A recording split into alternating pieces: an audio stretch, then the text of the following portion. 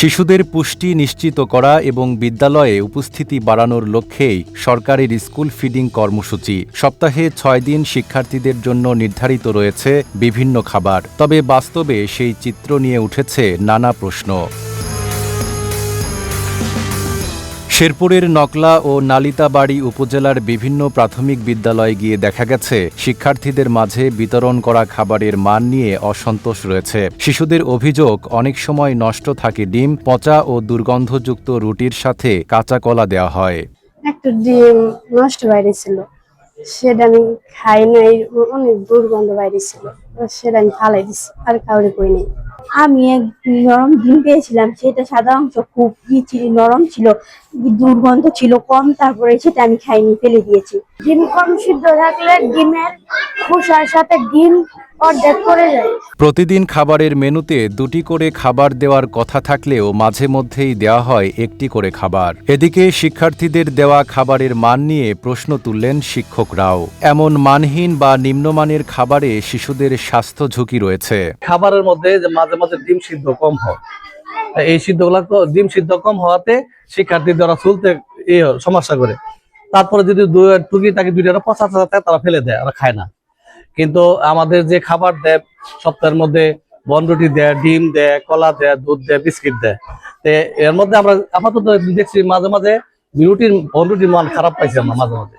এ যাবৎ পর্যন্ত আমরা যা মালামাল পাইছি সব ভালো ছিল। একদিন একটা কাঁচা কলা ছিল, একদিনের দিতে ওই কাঁচা কলাটা আমরা পরের দিন দিছি পাকাইয়া, ঘরে একদিন রেখে পরের দিন পাকাইয়া দিছি, এটা একটা কেস। আরেকটা হলো এই কাল পরশু একটা ওরা ছড়ি বলছে আইসা যে ডিম একটু সমস্যা হচ্ছে আমাদের, যেগুলা নষ্ট থাকবে এটা আমরা ছাটাই করে রেখে দেবেন, বিলির পরে যে ছাটাই হবে তখন আমরা 13টা ডিম খারাপ পাইছি, ওরা ভিডিও করে ওটা নিয়ে গেছে, ছবি করে নিয়ে গেছে। তবে সকল অভিযোগ অস্বীকার করে আরও নিরাপদভাবে খাবার পরিবেশনের কথা জানালেন সরবরাহকারী প্রতিষ্ঠানের এই কর্মকর্তা। আমাদের প্রোডাক্ট তো আমরা যেটা দিচ্ছি বিএসটিআই সার্টিফাইড ফ্যাক্টরিগুলি থেকে দিচ্ছি। এই ধরনের ইনসিডেন্ট আমাদের এখানে হয়েছে বলে আমাদেরকে কেউ জানায় নাই। ডিম নিয়ে তাদের প্রবলেম আছে বা পাউরুটি নিয়ে প্রবলেম আছে, আমরা এই ধরনের ইস্যুস পেলে বা ফিডব্যাক পেলে আমরা সাথে সাথে সেটা সমাধান করে দিই।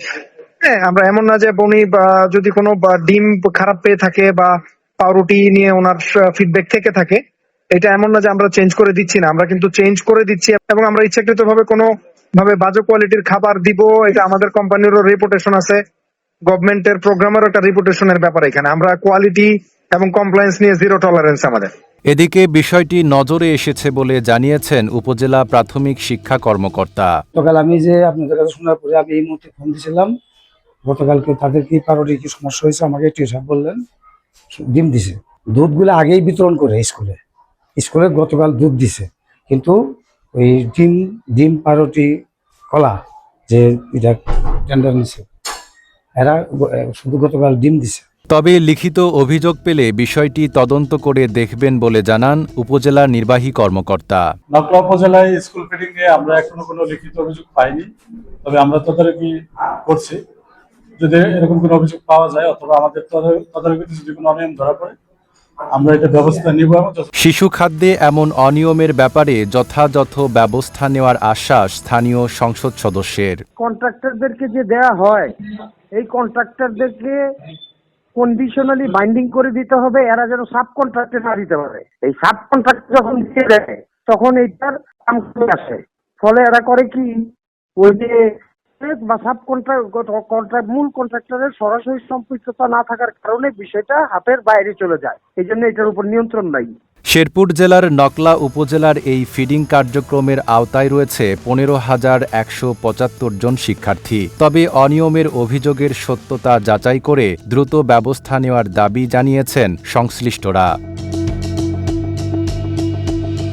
নাইম আরাবী, ঢাকা পোস্ট।